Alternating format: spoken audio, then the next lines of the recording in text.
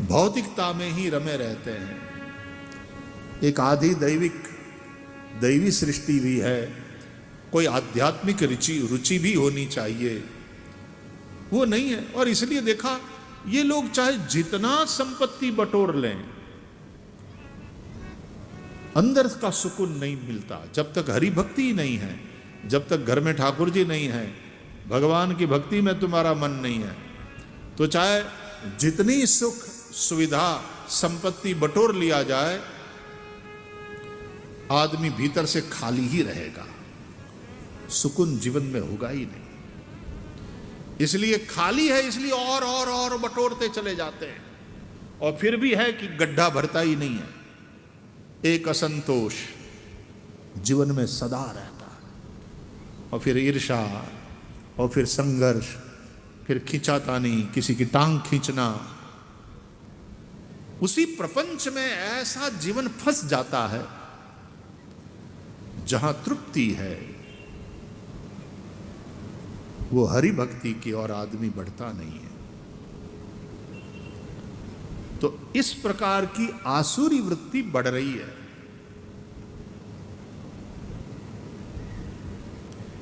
यह घोरे कलौ प्रायो जीवश्चासुरतां गतः क्लेशाक्रांतस्य तस्यैव शोधने किं परायणम्।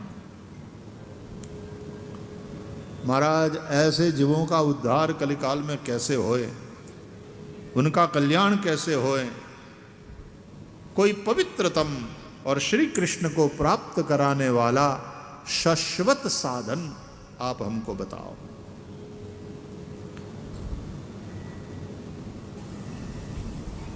श्रीमद् भागवत कल्याण करने वाला, पवित्रतम और श्री कृष्ण परमात्मा की प्राप्ति कराने वाला साधन है।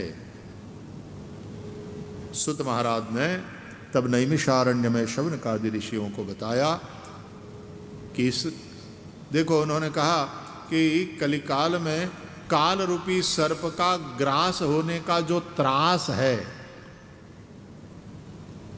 यानी मृत्यु का जो कष्ट है, उससे बचने का एक ही उपाय है, श्री सुखदेव जी महाराज के द्वारा कथित श्रीमद् भागवत का आश्रय करो।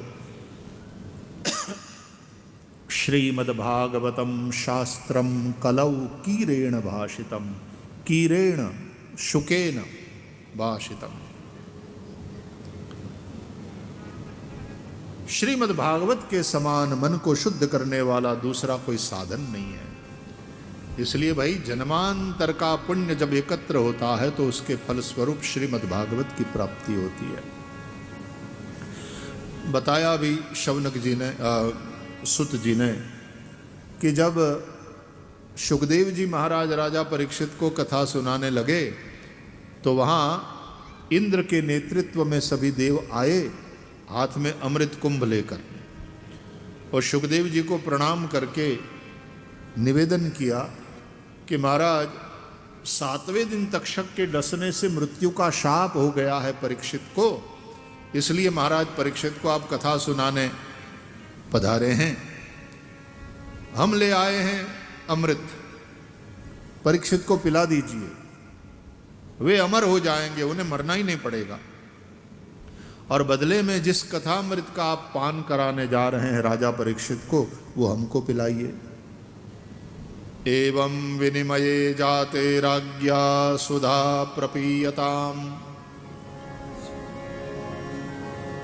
प्रपास्यामो वयं सर्वे श्रीमद्भागवतामृतम्।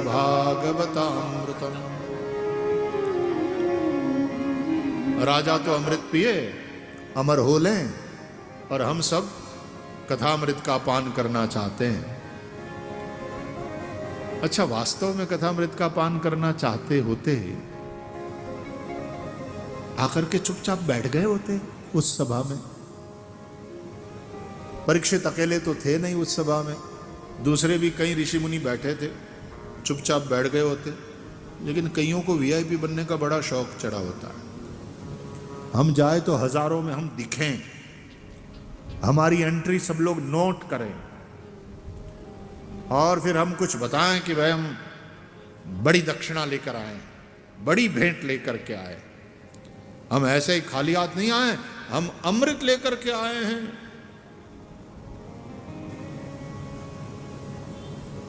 तो ये अमृत मर्त्यलोक के मानवों को कहां सुलभ है? ये तो देवों को मिला। वो अमृत हम लेकर के आए हैं, अमर कर देने वाला अमृत। ये लो, अमृत की बड़ी महिमा है, ये पिला दो परीक्षित को, और कथामृत हमको आप सुनाओ। तो सुखदेव जी थोड़े नाराज हुए। देवताओं की उस अविवेक पूर्ण दुस्साहस पर थोड़ा व्यंग्यात्मक हंसे भी।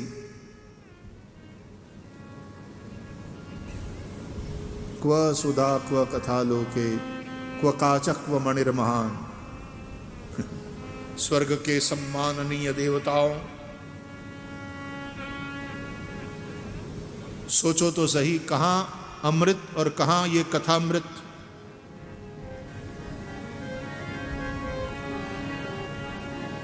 कहां कांच का टुकड़ा और कहां ये मूल्यवान मणि। कोई कांच के टुकड़े के बदले में मूल्यवान मणि दे सकता है क्या?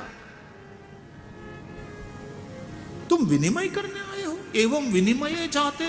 राज्ञा सुधा प्रपीयताम प्रपास्यामो वयम सर्वे श्रीमद् भागवतामृतम। विनिमय समान कीमत की वस्तुओं का होता है। पुराने जमाने में बार्टर सिस्टम चलती थी, आदान प्रदान होता था। मनी का व्यवहार, पैसों का व्यवहार बाद में शुरू हुआ कि मेरे पास गेहूं है लेकिन धान नहीं है, तेरे पास धान है गेहूं नहीं है, मैं इतना किलो धान तुझे देता हूं तो इतना किलो गेहूं मुझे दे दे। इस तरह से बार्टर सिस्टम कि इसने, व्यापारी ने कपड़ा दिया तो उसको अनाज दे दिया किसान ने, किसी से बर्तन ले लिए तो उसको अनाज दिया।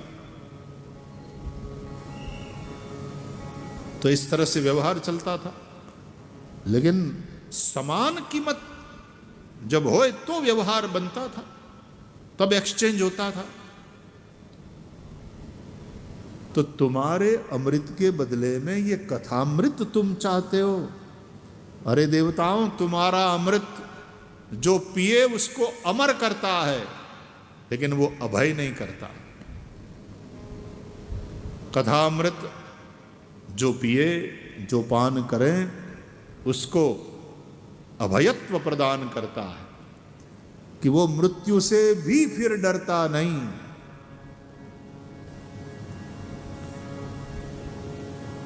अभयत्व की उसको प्राप्ति होती है। तुम्हारा कथा, तुम्हारा ये अमृत पीने वाले को दीर्घजीवी बना सकता है, लेकिन कथामृत दिव्यजीवी बनाता है। देवताओं, महत्वपूर्ण बात यह है कि तुम्हारा अमृत जिसके हाथ लगा पी सकता है। राहु नाम का दैत्य, उसके हाथ लग गया तो उसने भी पी लिया। लेकिन कथामृत अधिकारी को ही प्राप्त होता है, और वो अधिकार यानी वो योग्यता यानी वो पात्रता तुम में नहीं है। अभक्तांस्तांश्च विज्ञाय न ददौ स कथामृतम। देवताओं को अनधिकारी, अभक्त जान करके सुखदेव जी ने वो कथामृत नहीं पिलाया।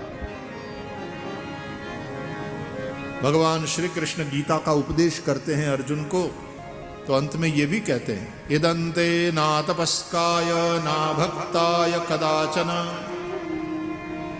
हे अर्जुन, ये जो ज्ञान उपदेश मैंने तुझको किया, ये जो तपस्वी नहीं है, जो भक्त नहीं है, उसको कभी नहीं देना चाहिए, उसको नहीं कहना चाहिए। इसलिए भागवत का प्रथम स्कंद अधिकार लीला, अधिकार, योग्यता, अधिकार का अर्थ वहां पर हक ऐसा नहीं होता है। अधिकार का वहां अर्थ है योग्यता, पात्रता। जो पात्र नहीं है, जिसमें वो योग्यता नहीं है, उसको नहीं कहना चाहिए। नहीं तो इस चीज की भी हंसी होती है, तुम्हारा भी समय खराब होता है, अगले का अकल्याण होता है इसकी हंसी करने के चलते, तो नुकसान ही नुकसान। तो वहां चुप रहो,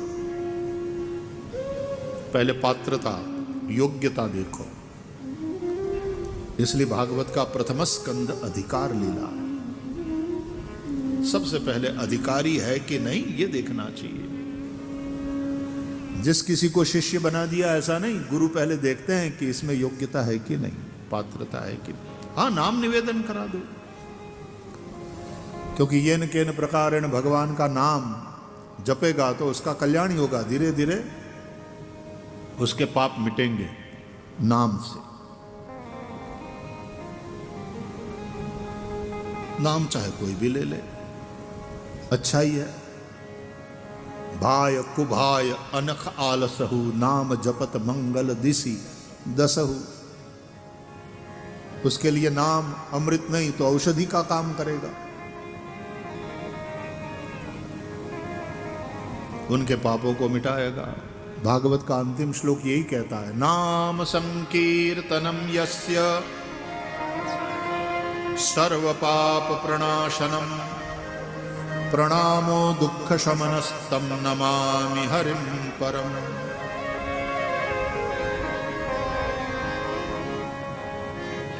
देवताओं को अमृत नहीं दिया, कथामृत नहीं दिया, इसलिए कहा गया श्रीमद् भागवती वार्ता सुराणाम अपि दुर्लभा। देवों को भी दुर्लभ है ये कथा श्रीमद् भागवत। सुखदेव जी ने जो अधिकारी हैं, जो पात्र हैं, उस राजा परीक्षित को ये कथामृत पिलाया। श्रीमद् भागवत का महात्म्य कहता है केवल 7 दिन के कथा श्रवण से राजा परीक्षित की मुक्ति हो गई। अब ये समाचार सुनकर ब्रह्मा जी को तो बड़ा आश्चर्य हुआ कि मुक्ति इतनी सस्ती, इतनी सुलभ। मोक्ष की जितनी सामग्री थी, जितने साधन थे, सबकी तुलना करी ब्रह्मा जी ने।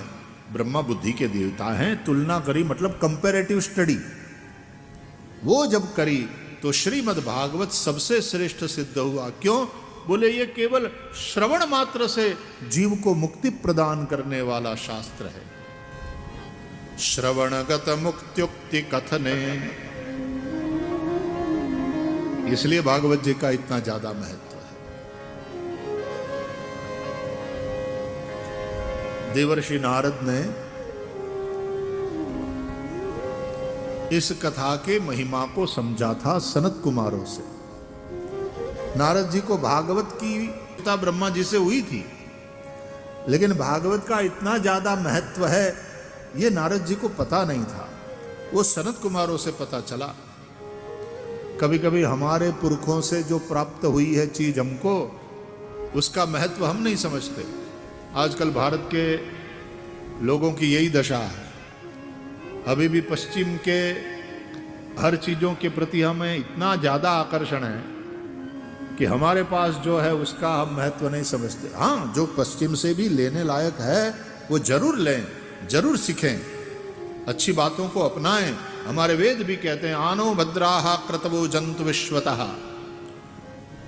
जो भी अच्छी बातें हैं, जो भी कल्याणकारी बातें हैं, वो समग्र विश्व से जहां से हमें मिले हमें लेना चाहिए, सीखना चाहिए। लेकिन हमारा जो अद्भुत आध्यात्मिक विरासत है उसको यदि हम भूल जाएंगे तो हमारे जैसा दुर्भागी कोई नहीं।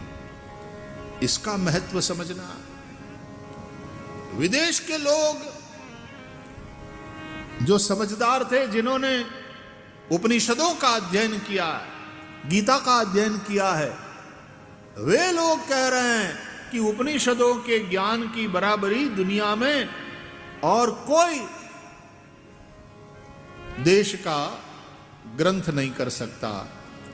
इसकी बराबरी दुनिया के अन्य किसी देश में नहीं हो सकती। तो वो भगवत गीता, वो उपनिषदों का ज्ञान, वो हमारा धर्म, वो हमारी परंपराएं, वो हमारे मंदिर, वो हमारे तीर्थ, हमारे ये पुराण, हमारे दर्शन ग्रंथ, हमारी स्मृतियां, स्मृति मतलब कोड ऑफ कंडक्ट, श्रुति, वेद, वेद की ही बताई हुई बातों को व्यवहार में उतारने की युक्ति का नाम है स्मृति। तो श्रुति और स्मृति, श्रुति स्मृति पुराणानाम आलयम करुणालयम। श्रुति स्मृति पुराण हमारे सनातन का साहित्य बड़ा समृद्ध है। तो जैसे देश का संविधान है,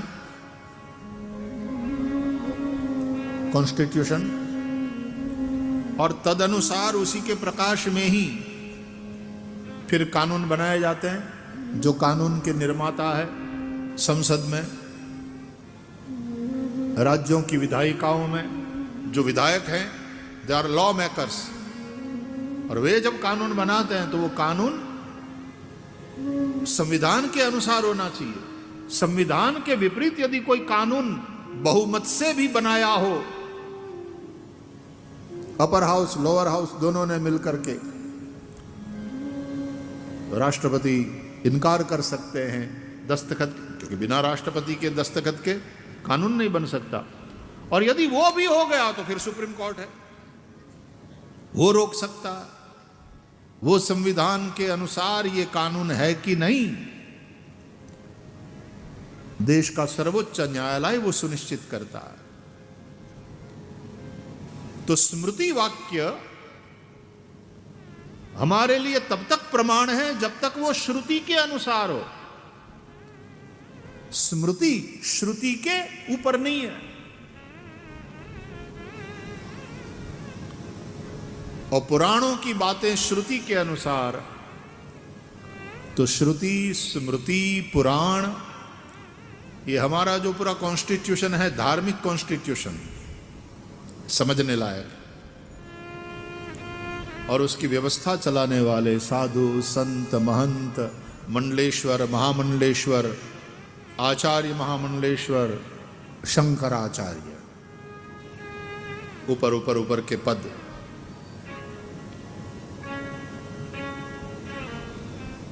अब वो व्यवस्था जब टूटेगी, धर्म की, समाज की व्यवस्था टूटेगी, समाज के कुछ नीति नियम रीति रिवाज है, सामाजिक मूल्य है, अब वो सारे मूल्य धीरे धीरे ध्वस्त हो रहे हैं। सब स्वतंत्रता का अर्थ मनमानी होता है क्या?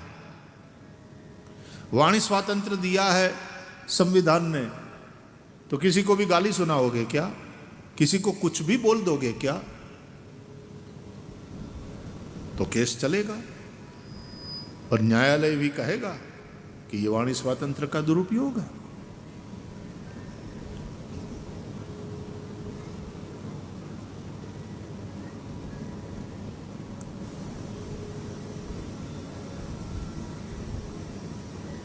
नारी और नर में, पुरुष और स्त्री में भेद नहीं करना चाहिए, सेक्स डिस्क्रिमिनेशन ना हो, सही है, समान अधिकार। लेकिन विमेन एम्पावरमेंट का अर्थ तो यह नहीं है कि शादी करके 10 ही दिन में अपने पति को मरवा डाले। विमेन एम्पावरमेंट का अर्थ यह अर्थ है जो बाप के कहे में नहीं है, जो समाज के मर्यादा में नहीं है, जो किसी के दबाव के चलते शादी करके किसी एक निर्दोष की जान ले लेती है, वो खुद भी जेल में जाएगी, जो उसके आसपास थे और जिनसे वो करवाया वो भी जेल में जाएंगे।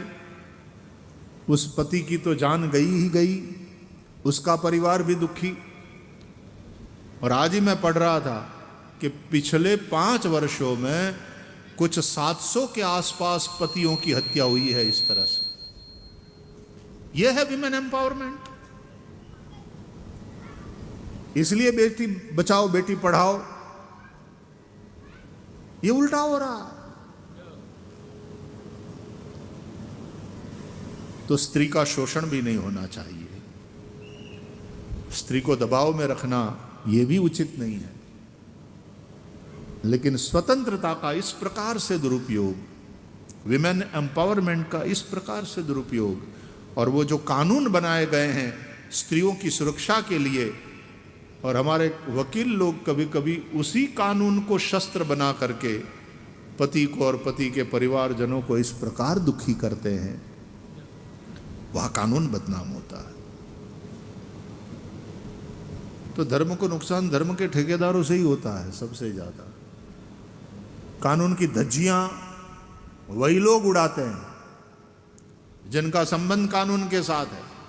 कानून बनाने वाले, कानून का पालन कराने वाले, प्रशासन, वकील, सब मिलकर के कानून की धज्जियां उड़ाते हैं। तो कुछ स्मृति है, कुछ रीति रिवाज है, कुछ कोड ऑफ कंडक्ट है भैया। बिना जिम्मेदारी की स्वतंत्रता स्वच्छंदता में बदल जाती है, और वो स्वच्छंदता पतन की ओर ले जाती है। इसलिए मनुष्य एक बुद्धिमान प्राणी है। जितना ज्यादा जो बुद्धिमान, उसको नियंत्रित करना भी उतना ही ज्यादा आवश्यक होता है। इसलिए मैंने कई बार ये चर्चा करी है आप लोगों के साथ कि ये 3 सत्ता बुद्धिमान मनुष्य को सुनियंत्रित करके कल्याण की ओर ले जाते हुए उसको सुखी बनाने का प्रयास कर रही हैं। एक है राज्य सत्ता, दूसरी सत्ता का नाम है धर्म, और तीसरी सत्ता का नाम है समाज। इसलिए समाज के रीति रिवाज वो मान्य होते हैं क्योंकि समाज में रहना है। राज्य का कानून उसको स्वीकार करना पड़ता है, वरना सजा होती है। और धर्म के डूज एंड डोंट्स, विधि और निषेध, उसका पालन करना होता है। नहीं तो अकल्याण होता है, नरक में जाना पड़ता है। ये लोग भी बिगड़ता है, परलोक भी बिगड़ता है। इसलिए धर्म की दृष्टि से पाप और पुण्य, कानून की दृष्टि से गैर कानूनी और कानूनी, जायज नाजायज,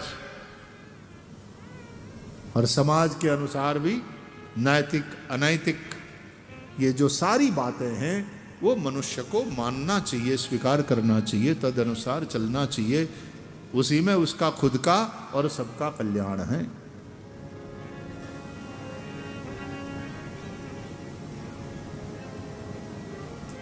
कलिकाल में ये सारी मर्यादाएं टूट रही हैं। क्यों?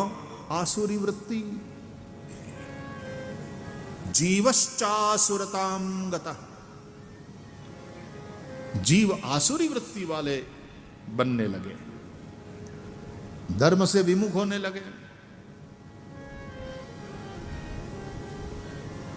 जो धर्म को नहीं मानते तो कम से कम समाज को मानो, कानून को मानो। लेकिन कई लोग धर्म को भी नहीं मानते, समाज की भी कोई पड़ी नहीं है, तो कानून तो मैंडेटरी है ही है भैया, उसको मानना ही पड़ेगा। और वो नहीं माना तो जेल में, फिर सड़ो। तो वहां तक नहीं जाना पड़े। किसी ने बहुत बढ़िया बताया कि तुम सुखी कब हो? वो पुलिस को तुम्हें न ढूंढना पड़े और तुमको वकील न ढूंढना पड़े तो तुम सुखी हो। यदि पुलिस तुम्हें ढूंढे और तुम्हें वकील ढूंढना पड़े तो फिर चक्कर लगाते रहो, कोर्ट कचहरी। इसलिए एक मर्यादा में रहना ये धर्म है। धर्म का अर्थ ही है एक मर्यादा में रहना, एक मर्यादा का स्वीकार करना। ये करना, ये नहीं करना, विधि और निषेध। कुछ करना धर्म है और कुछ न करना धर्म है। दान करना धर्म है, चोरी न करना धर्म है, बेईमानी न करना धर्म है, हिंसा न करना धर्म है। तो दूसरों की मदद करना, परहित करना, ये धर्म है। परहित सरिस धर्म नहीं भाई, पर पीड़ा सम नहीं अधमाई। शास्त्रों ने बताया, आत्मनः प्रतिकूलानि परेशान न समाचरेत। जो तुम्हें अपने लिए प्रतिकूल लग रहा है ऐसा व्यवहार दूसरों के साथ न करना, यह धर्म है। तुमसे कोई झूठ बोले तुमको अच्छा लगता है क्या? तो फिर तुम दूसरों से झूठ मत बोलो, यह धर्म है। तुम्हारा कोई अपमान करे तुमको अच्छा लगता है क्या? तो तुम दूसरों का अपमान मत करो। तुम्हारे साथ कोई कपट करे, बेईमानी करे, अच्छा लगता है क्या? तो तुम कपट न करो, बेईमानी न करो, ईमानदारी के साथ जीवन जियो, ये धर्म है। इतना सीधी सादी बात है धर्म की। धर्म का संबंध आचरण से, धर्म का संबंध अपने कर्म से। धर्म कर्म।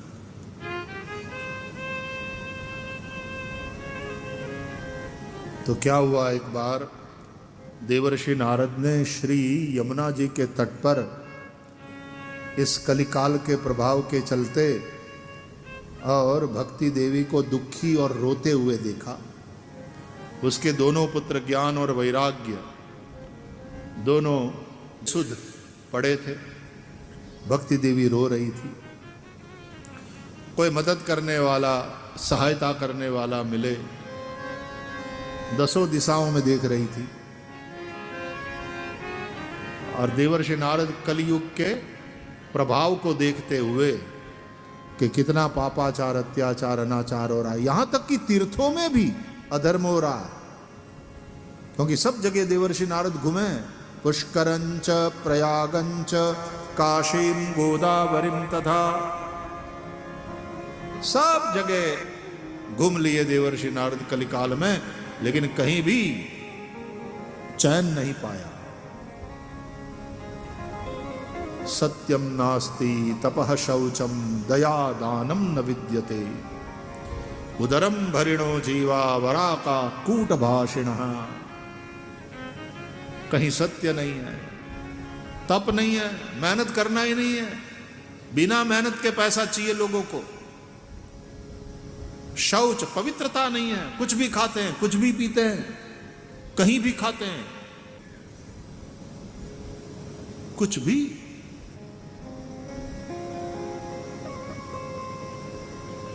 फिर कहते हैं भगवान ने सब खाने के लिए बनाया, तो जहर भी है, लो खाओ।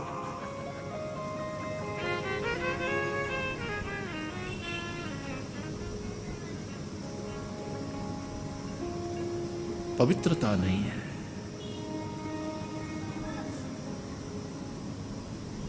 स्मशान में जाकर के लोग सीधे ही होटल में चले जाते हैं खाना खाने, स्मशान से सीधे।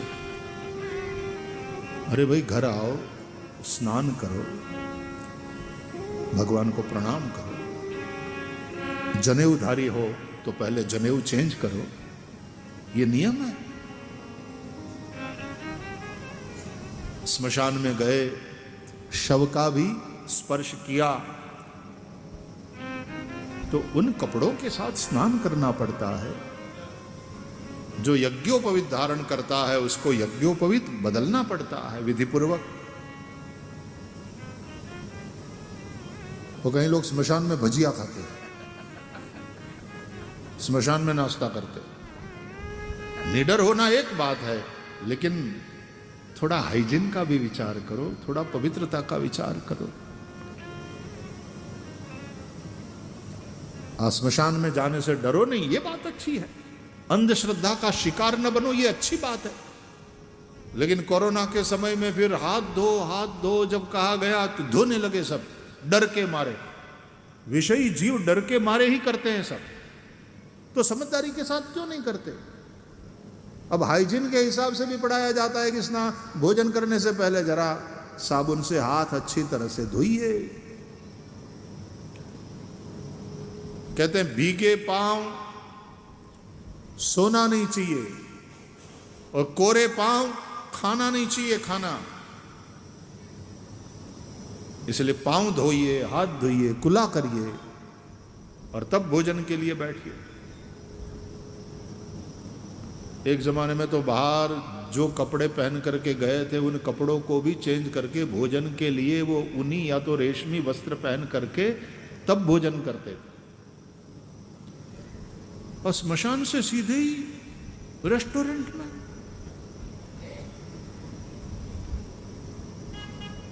तो कुछ आचार होता है, सदाचार। अचार नहीं, आचार। अचार प्रेमी तो लोग बहुत है, आचार न सदाचार की बात।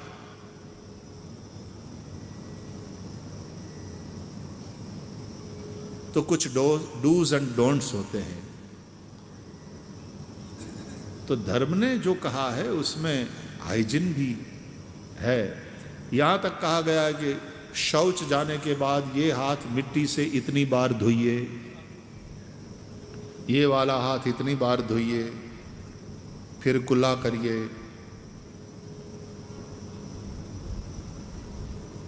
सूतक है तो जनना शौच है तो इतने दिन के बाद पवित्र होंगे, मरना शौच है इतने दिन के बाद, और सगोत्र है तो इतने दिन के बाद पवित्रता। तब तक पूजा इत्यादि का भी अधिकार नहीं होता। हाँ, भगवान का नाम स्मरण करो, भजन करो, गीता पाठ करो, लेकिन पूजा इत्यादि का अधिकार नहीं होता क्योंकि अशौच चल रहा है। तो स्मृतिकारों ने जो धर्मशास्त्र के ज्ञाता है उन्होंने कुछ नियम बनाए और वो श्रुति के प्रकाश में ही बनाए हैं। संविधान के अनुसार कानून बने, लेकिन समय के बाद फिर जो कानून अपना अर्थ खो चुके हैं तो उन कानून को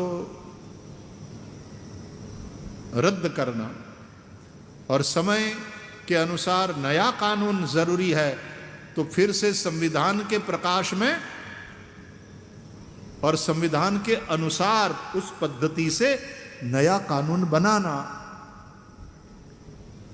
स्मृति का यही काम है। इसलिए स्मृति अनेक है और समय के अनुसार उसमें बदलाव भी हम लोगों ने किया।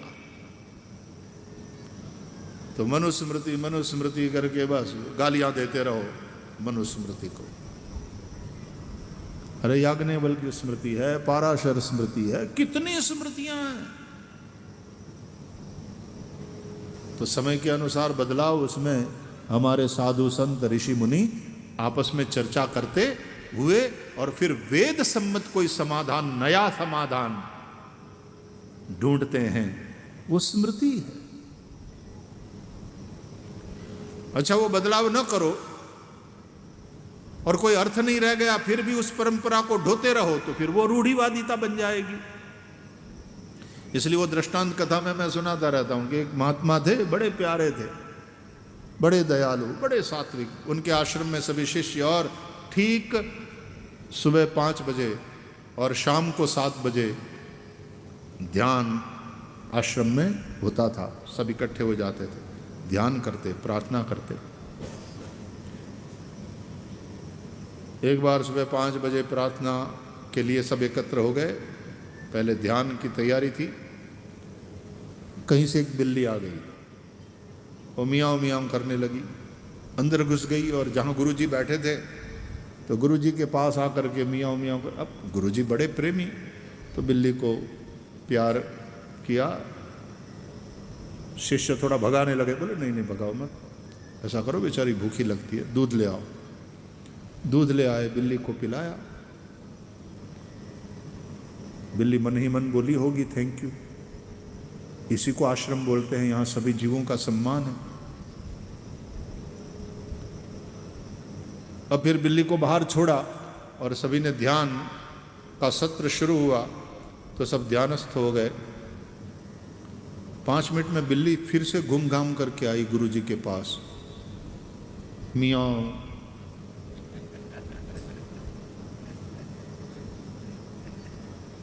कई लोगों के तो मुश्किल से ध्यान लगता है, तो कहीं लगा नहीं था ध्यान और आंख बंद करके ही यूं ही बैठे थे, सोच रहे थे आज क्या क्या काम करना है। तब तक मियाँ सुनाई दिया तो आंखें खुल गई कि अरे वो फिर से आ गई। गुरुजी ने कहा ऐसा करो, इस बिल्ली को बाहर ध्यान खंड के बाहर उस खंबे के साथ रस्सी से बांध दो। तो 2 चले गए, बिल्ली को रस्सी से एक खंबे के साथ बांध दिया। फिर आराम से ध्यान हुआ। आज थोड़ा डिस्टर्बेंस हुआ 1-2 बार, लेकिन फिर ध्यान सत्र पूरा हुआ। उसके बाद प्रार्थना हुई, गुरुजी बाहर आए, सभी शिष्य बाहर आए और गुरुजी ने बंधी हुई बिल्ली से प्यार किया। कहा कि अब इसको छोड़ दो, खोल दो इसको। खोल दिया गया। अब बिल्ली को तो आश्रम का वातावरण, ये सात्विकता, ये प्यार इतना पसंद आ गया, तो वो अंतेवासी बन गई कि मुझे यहां से कहीं नहीं जाना है, अब तो गुरुजी आपकी शरण में ही। तो गुरुजी ने भी उसको प्यार करते हुए भोजन करते, गुरुजी निश्चित करते कि भाई बिल्ली को दूध दो। बिल्ली को दूध मिल जाता था। बिल्ली चूहा खाना भूल गई, वेजिटेरियन बन गई, दूधाहारी बिल्ली, सात्विक जीवन जीने लगी। लेकिन जैसे ही ध्यान के लिए सब बैठते और मियाऊं मियाऊं करती बिल्ली गुरुजी के पास आती, गुरुजी के शरीर के साथ अपना शरीर घिसने लगती, वो प्यार करती। तो गुरुजी हमेशा कहते पहले इस बिल्ली को उस खंबे के साथ बांधो, फिर ध्यान होगा। अब ये रोज का नियम कि पहले गुरुजी भी मेक श्योर करते थे, ध्यान शुरू करने से पहले 5 बजने में 5 मिनट बाकी है, भाई बिल्ली को बांधा। हाँ गुरुजी बांध लिया। हाँ बोले अब ध्यान होगा, चलो। और फिर सब मिलकर के ध्यान करते, प्रार्थना करते। 1 घंटे के बाद बाहर निकल करके गुरुजी बिल्ली के पास जाते, सबको कहते अब इसको खोल दो। खोल दिया जाता। 2-3 साल ये सिलसिला चला बिल्ली आश्रम में। 3 साल के बाद एक बार 3 महीने की बीमारी में गुरुजी चल बसे। उनका शरीर शांत हो गया। बड़े प्यारे महात्मा थे, सात्विक थे, दयालु थे, जैसा कि संत होते हैं, करुणा से भरे हुए। शोकमय वातावरण हो गया। षोडशी हुई, भंडारा हुआ गुरुजी का, और उसके बाद फिर से आश्रम की गतिविधियां, शिष्यों ने शोक से बाहर धीरे धीरे आकर के आश्रम की गतिविधियां पुनः चलाई। क्योंकि गुरुजी ने कहा था, मैं था तब जैसे चलता था आश्रम, बस उसी तरह से चलाते रहना। गुरुजी ने जाते जाते सबको आज्ञा दिया है, उसी तरह सब चलाते रहना। तो फिर से गतिविधि शुरू हुई। सुबह 5 बजे सब ध्यान के लिए इकट्ठा हुए।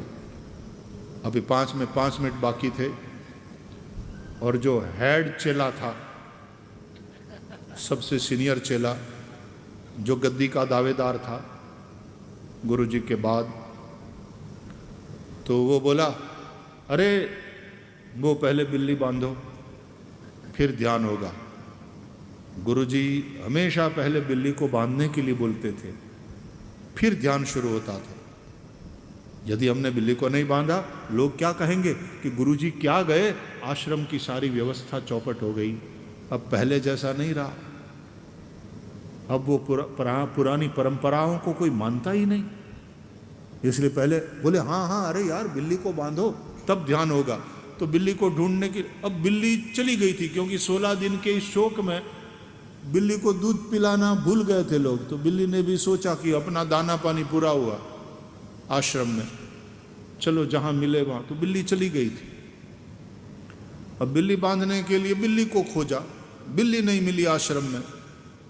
तो हेड चेला बोला, भाई बिल्ली तो बंधनी चाहिए, तब तक ध्यान नहीं हो सकता।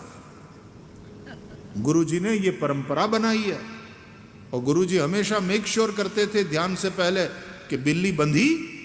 बोले हाँ गुरुजी बंध गई। हाँ, बोले अब ध्यान करो। तो ये परंपरा तो चलती रहनी चाहिए। भाई बिल्ली बांधो, पहले बिल्ली बांधो। 4-5 जनों ने मिलकर के सोचा, भाई बिल्ली नहीं है, दूसरी बिल्ली कहीं से ले आओ, लेकिन बिल्ली को उस खंभे के साथ बांधो। तो पूरा 1 घंटा लग गया। गांव में गए, कहीं कोई बिल्ली भटक रही थी, उसको तो बेचारी को आना भी नहीं था आश्रम में। जबरदस्ती उसको पकड़ करके ले आए और बिल्ली को उस खंभे के साथ बांधा, और 1 घंटे के बाद फिर लेट ध्यान सभी ने किया। लेकिन सबको संतोष हुआ कि परंपरा बनी हुई है, हम आखिर गुरुजी के शब्दों का पालन कर रहे हैं। गुरुजी हमेशा कहते, पहले बिल्ली को बांधा, बोले हाँ गुरुजी अब ध्यान करो। अब तब तो वो बिल्ली को बांधने का कोई अर्थ था, कोई कारण था। अब वो बिल्ली नहीं रही, तो फिर बाजार से या तो गांव से नई बिल्ली लाना और बांधना, और अंदर से खुश होना कि हम परंपरा का पालन कर रहे हैं। ये रूढ़िवादिता है, ये बेवकूफी है।